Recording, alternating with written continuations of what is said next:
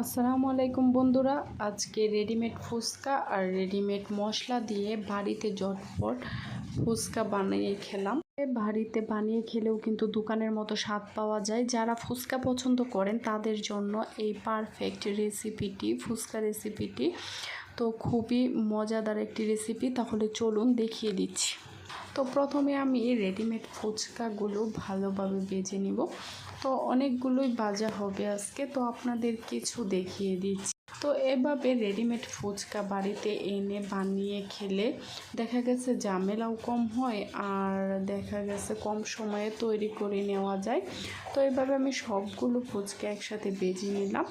তারপর এখানে আমি নিয়ে নিয়েছি তেঁতুল। তারপর পরিমাণ মতো পানি দিয়ে এই তেঁতুলটাকে আমি চটকে নেব, আর বিচিগুলোকে আমি ফেলে দেব। তারপর এখানে আমি নিয়ে নিলাম চিনি, তারপর দিয়ে দিলাম রেডিমেড চটপটি মশলা, আর দিয়ে দিলাম কাঁচা লঙ্কা, আর দিয়ে দিলাম লেবু। তারপর এখানে আমি সিদ্ধ করা আলু নিয়ে নিয়েছি। এখন আমি এগুলোকে ভালোভাবে হাত দিয়ে চটকে নেব। তারপর আমি এখানে দিয়ে দেব চটপটির ছোলা, যেটা চটপটির জন্য আমরা রান্না করি সেই ছোলাটাই দেব আমি, কারণ আলুর সাথে এই ছোলাটা দিলেই খুবই ভালো লাগে। তো আমি এটা আগে থেকে সিদ্ধ করে নিয়েছিলাম আলুর সাথে। তারপর এখানে আমি দিয়ে দিলাম লবণ, বিট লবণ, আর দিয়ে দিয়েছি ধনেপাতা কুচি, কাঁচামরিচ কুচি, পেঁয়াজ কুচি, আর দিয়ে দিলাম অল্প পরিমাণে শসা কুচি।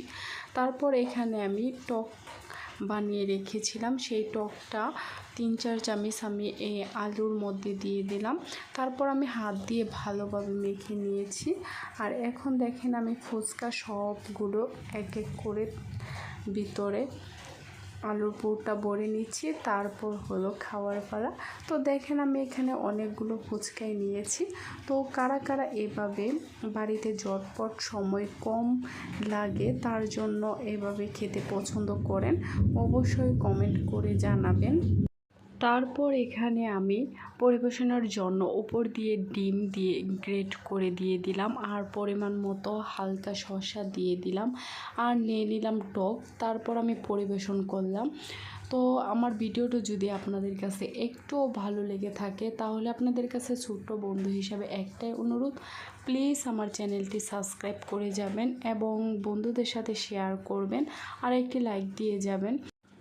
আর কমেন্ট করে জানাতে ভুলবেন না যে আমার ভিডিওটি আপনাদের কাছে কেমন লাগলো, আর এরকম অল্প সময়ে কিভাবে রান্না করা যায় যদি আপনারা সময় বাঁচাতে চান তাহলে প্লিজ আমার চ্যানেলটি ঘুরে আসবেন। আর আমার ভিডিওগুলো যদি আপনাদের